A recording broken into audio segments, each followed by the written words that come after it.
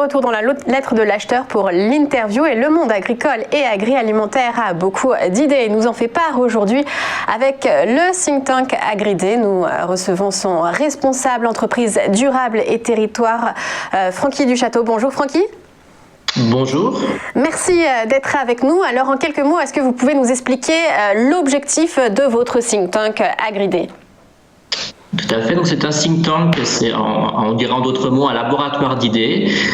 Sa vocation, c'est de produire du savoir stratégique qui accompagne les réflexions des décideurs politiques et économiques. Et notre think tank est principalement concentré sur l'entreprise agricole. C'est qu'on s'intéresse notamment à ces marchés, à ces filières organisées, mais aussi au droit rural, par exemple. Et pour ma part, je suis plus sur le volet gestion des entreprises qui touche des domaines de type comptabilité environnementale, gestion des risques, transition agroécologique par exemple. Donc nous fonctionnons sous forme associative, nous avons 400 membres, la moitié étant des chefs d'entreprise agricoles, l'autre moitié étant des entreprises des filières, donc de l'amont à l'aval, de la distribution, de la transformation, du monde de la finance et de l'assurance.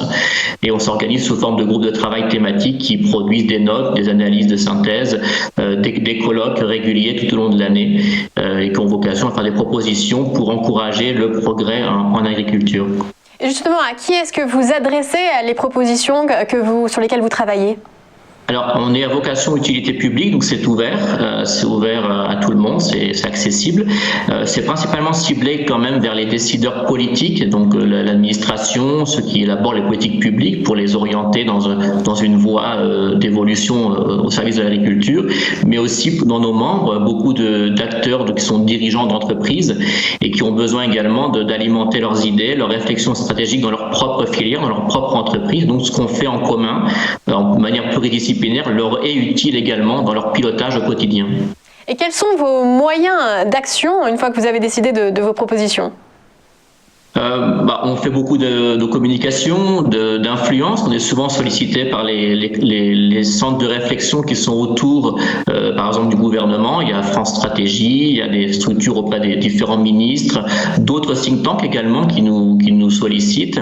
On a aussi beaucoup de demandes de la presse spécialisée qui nous interviewe en tant qu'experts. Donc on a plusieurs valorisations, puis beaucoup de colloques, beaucoup de publications écrites qui sont diffusées toutes les semaines, tous les mois. Alors dans le domaine agricole, agroalimentaire, quelles sont les urgences, les domaines prioritaires à traiter, selon vous ? Il y en a beaucoup. Nous on traite à la fois des thèmes de fond qui sont émergents, qui font un peu bouger les choses aujourd'hui de manière très très très très légère, mais qui auront du sens dans plusieurs années. Mais autrement, au quotidien, on travaille sur les nouvelles technologies, par exemple, le numérique appliqué à l'agriculture ou à l'alimentation, la transparence, la traçabilité.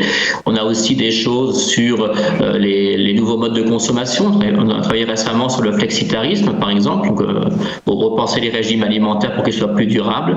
On a aussi beaucoup de travail sur le bail rural aussi, sur le lien entre le propriétaire terrien et son locataire. Et puis pour ma part, sur la transition des pratiques agricoles pour qu'elles soient aussi plus protectrices de l'environnement, des ressources naturelles. Donc il faut accompagner ce changement au plus près de l'agriculteur dans son pilotage. Voilà des thèmes qu'on travaille actuellement. On travaille sur le bio aussi, l'agriculture biologique, les certifications, les contrats carbone, autant de sujets qu'on travaille ensemble.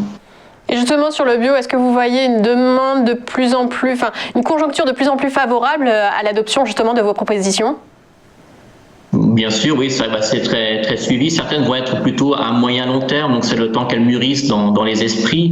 Mais quand on propose des choses sur l'affichage environnemental, sur l'éducation alimentaire, c'est autant d'éléments qui sont aujourd'hui des thèmes d'actualité, qui sont de plus en plus défendus. Donc on les appuie aussi et ça a du sens. Après, l'idée c'est d'accompagner tout le monde, donc de provoquer cette transition-là de manière positive et ne pas laisser sur le côté des personnes qui aurait plus de retard dans ces mouvements-là. Donc on essaie d'être avec tous les métiers qu'on représente, clairement la comptabilité ou le métier du conseil, ils sont là aussi pour nous orienter à ce que ça se passe par étapes et de manière efficace dans la durée. Et quelles sont les actions que vous avez déjà mises en œuvre et dont vous êtes les plus fiers chez Agridé ? Bonne question. Je pense que tous les travaux, par exemple sur le numérique, on a beaucoup travaillé sur la bioéconomie, de faire des recommandations d'évolution sur le déploiement des nouvelles technologies. On travaille beaucoup avec les Pays-Bas, pour que les Pays-Bas et la France, pour qu'ils puissent développer ces marchés-là sur le terrain. On a travaillé il y a 2-3 ans, par exemple, sur les contrats carbone déjà, alors que ce thème-là aujourd'hui est devenu un thème central des évolutions de progrès.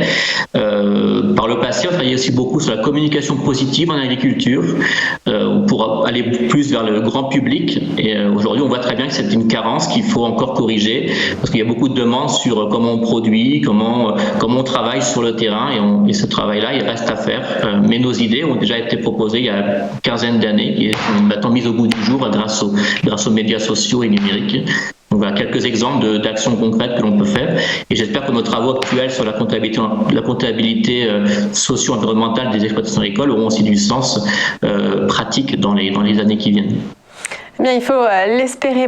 Merci beaucoup d'avoir été notre invité dans le Lettre de l'acheteur, Francky Duchâteau. Je rappelle que vous êtes responsable entreprise durable et territoire pour Agridé.